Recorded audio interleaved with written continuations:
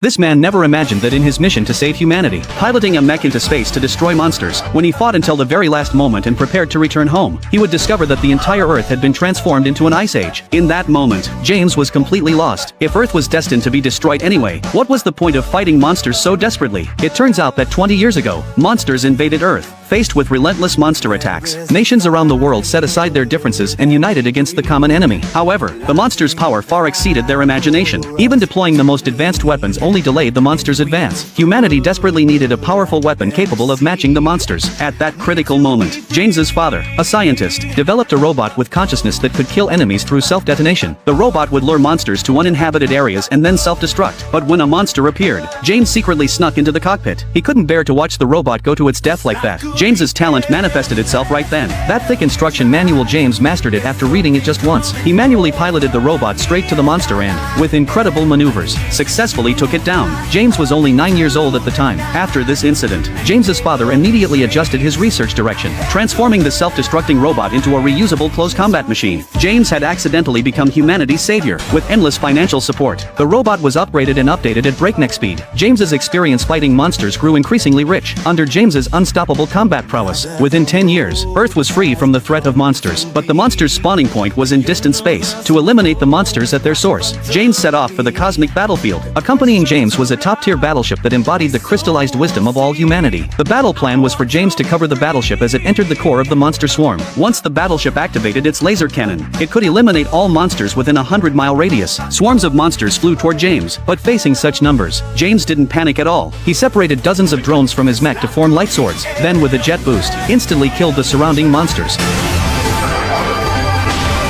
As James went all out, the battleship soon reached the designated position. All that remained was to slowly charge the laser cannon in fire. This great battle between humanity and monsters would finally come to an end. But then something went wrong. The laser cannon suddenly malfunctioned for some unknown reason. And worse still, the entire battleship's defense system completely failed to respond at the same time.